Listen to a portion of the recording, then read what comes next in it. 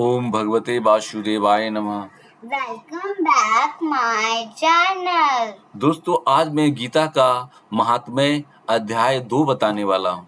श्री हरि के द्वारा जो भी कथनानुसार हुआ है, जो श्री प्रभु अर्थात शंकर भगवान जो माता पार्वती को सुना रहे हैं, उसके कुछ अंश इस प्रकार हैं। श्री भगवान कहते हैं, प्रिय, अब दूसरे अध्याय के महात्म्य बतलाता हूँ। दक्षिण दिशा में वेद वेता ब्राह्मणों के पुरंदरपुर नामक नगर में देव शर्मा नामक एक विद्वान ब्राह्मण रहता था। वह अतिथियों की सेवा करने वाला, स्वास्थ्यशील, वेद शास्त्रों का विशेषज्ञ, यज्ञों का अनुष्ठान करने वाला और तपस्वियों के सदा ही प्रिय था। उसने उत्तम द्रव्यों के द्वारा अग्नि में हवन करके दीर्घ काल तक देवताओं को तृप्त किया, किंतु उस धर्मात्मा ब्राह्मण को कभी सदा रहने वाली शांति नहीं मिली। वे परम कल्याणमय तत्व का ज्ञान प्राप्त करने की इच्छा से प्रतिदिन प्रचुर सामग्रियों के द्वारा सत्य संकल्प वाले तपस्वियों की सेवा करने लगा। एक दिन इस प्रकार शुभ आचरण करते हुए उसके समक्ष एक त्यागी संत प्रकट हुए। वे पूर्ण अनुभवी, शांत चित्त थे। निरंतर परमात्मा के चिंतन में संलग्न होकर वे सदा आनंद विभोर रहते थे। उन नित्य संतुष्ट तपस्वी संत को शुद्ध भाव से प्रणाम करके जो उन्होंने कहा, देव शर्मा ने पूछा, महात्मन, मुझे सदा रहने वाली शांति कैसे प्राप्त होगी? तब उन आत्मज्ञानी संत ने कहा, ब्राह्मण, सौपुर ग्राम का निवासी मित्रवान जो बकरियों का चरवाहा है, वही तुम्हें उपदेश देगा। यह सुनकर देव शर्मा ने महात्मा के चरणों की वंदना की और सौपुर ग्राम के लिए चल दिया।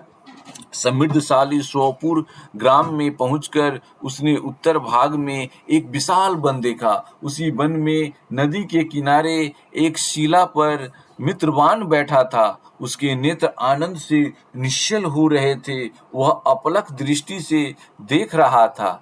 वह स्थान आपस का स्वाभाविक बैर छोड़कर एकत्रित हुए परस्पर विरोधी जंतुओं से घिरा था। जहाँ उद्यान में मंद मंद वायु चल रही थी, मृगों के झुंड शांत भाव से बैठे थे और मित्रवान दया से भरी हुई आनंद विभोर दृष्टि से पृथ्वी पर मानो अमृत छिड़क रहा था। इस रूप में उसे देखकर देव शर्मा का मन प्रसन्न हो गया। वे उत्सुक होकर बड़ी विनय के साथ मित्रवान के पास गया। मित्रवान ने भी अपने मस्तक को झुकाकर देव शर्मा को का सत्कार किया। तदंतर विद्वान ब्राह्मण देव शर्मा ने चित्त से मित्रवान अर्थात मित्रवान के समीप गया और तब उसके ध्यान का समय समाप्त हो गया था। तब देव शर्मा ने पूछा, महाभाग, मैं आत्मा का ज्ञान प्राप्त करना चाहता हूँ। मेरे इस मनोरथ की पूर्ति के लिए मुझे किसी उपाय का उपदेश दीजिए, जिसके द्वारा परम सिद्धि की प्राप्ति हो सके।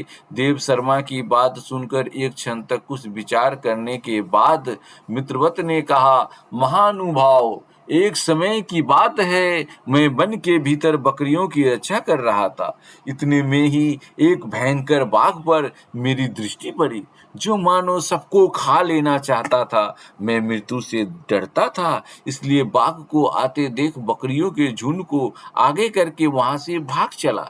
किंतु एक बकरी तुरंत ही सारा भय छोड़कर नदी के किनारे उस बाघ के पास चली गई। फिर तो बाघ भी द्वेष छोड़कर चुपचाप खड़ा हो गया। बाघ को इस अवस्था में देखकर बकरी बोली, बाघ, तुम्हें तो उत्तम भोजन प्राप्त हुआ है। मेरे शरीर से मांस निकाल कर प्रेम पूर्वक खाओ ना। तुम इतनी देर से खड़े क्यों हो?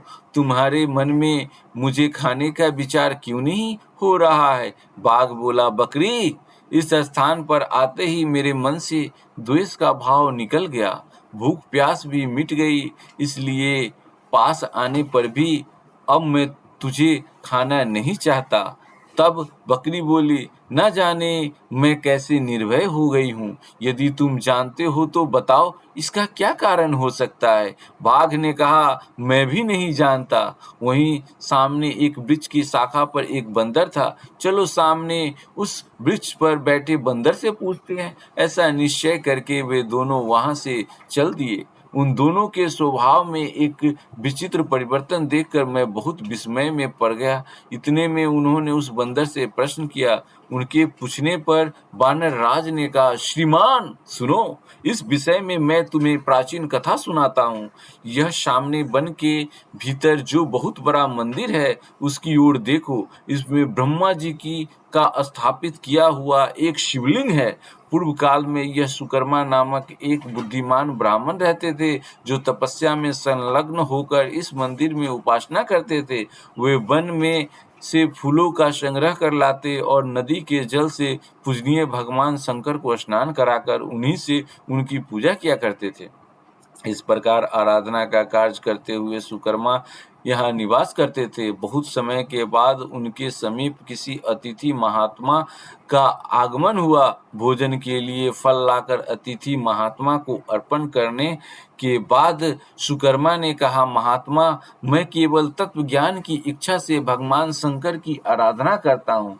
आज इस आराधना का फल मुझे मिल गया, क्योंकि इस समय आप जैसे महापुरुष ने मुझ पर अनुग्रह अर्थात कृपा किया है। सुकर्मा के ये मधुर वचन सुनकर तपस्या के धनी महात्मा अतिथि को बड़ी प्रसन्नता हुई। उन्होंने एक शिलाखंड पर गीता का दूसरा अध्याय लिख दिया और सुकर्मा को उसके पाठ और अभ्यास के लिए आज्ञा देते हुए महात्मा ने कहा, ब्राह्मण, इससे तुम्हारा आत्मज्ञान संबंधी मनोरथ अपने आप सफल हो जाएगा। दोस्तों, मैं यहाँ बताना चाहूंगा कि भगवत गीता का दूसरा अध्याय आपका आत्मज्ञान को बढ़ाता है। इसलिए आपको आत्मज्ञान को बढ़ाना है, तब भगवत गीता का दूसरा अध्याय का अध्ययन कीजिए, जिससे आपको मुक्ति, मोक्ष और भगवान के श्री हरि के कृपा से सुख समृद्धि की प्राप्ति होगी। तो दोस्तों, आगे चलते हैं। यह कहकर वे बुद्धिमान तपस्वी महात्मा सुकर्मा के सामने ही उनके देखते ही देखते अंतर्ध्यान हो गया। सुकर्मा विस्मित होकर उनके आदेश के अनुसार निरंतर गीता की द्वितीय अध्याय का अभ्यास करने लगे। तदंतर दीर्घ काल के पश्चात अंतःकरण शुद्ध होकर उन्हें आत्मज्ञान की प्राप्ति हुई। फिर वे जहां जहां गए वहां वहां का तपोवन शांत हो गया। उनमें सर्दी, गर्मी, राग, द्वेष, कोई बीमारी आदि की बाधाएं दूर हो गई। उन्हें कभी कुछ नहीं होता था। दोस्तों, यूं समझिए, गीता के सिर्फ भगवत गीता के दूसरे अध्याय पढ़ने से और अनुसरण करने से। इस तरह दोस्तों, जब भी मौका मिले तो आप भगवत गीता का दूसरा अध्याय जरूर पढ़े। इतना ही नहीं, उन स्थानों में भूख प्यास का कष्ट भी जाता रहा तथा भय का सर्वथा अभाव हो गया। यह सब द्वितीय अध्याय का जप करने वाले सुकर्मा ब्राह्मण की तपस्या का ही प्रभाव ही समझो। मित्रवान कहता है, बानर राज के इस प्रकार बताने पर मैं प्रसन्नतापूर्वक बकरी और बाघ के साथ उस मंदिर की ओर गया। वहां जाकर शिलाखंड पर लिखे हुए गीता के द्वितीय अध्याय को मैंने देखा और पढ़ा। उसी का ध्यान करने में मैंने तपस्या का पार पा लिया है। अतः भद्र पुरुष, तुम भी सदा द्वितीय अध्याय का ही अध्ययन किया करो। ऐसा करने पर मुक्ति तुमसे दूर नहीं रहेगी। श्री भगवान कहते हैं, प्रिय मित्रवान के इस प्रकार आदेश देने पर देव शर्मा ने उसका पूजन किया और उसे प्रणाम करके पुरंदरपुर की राह ली। वहां किसी देवालय में पूर्वोक्त आत्मज्ञानी महात्मा को पाकर उन्होंने यह सारा वृत्तांत निवेदन किया और सबसे पहले उन्हीं से द्वितीय अध्याय को पढ़ा।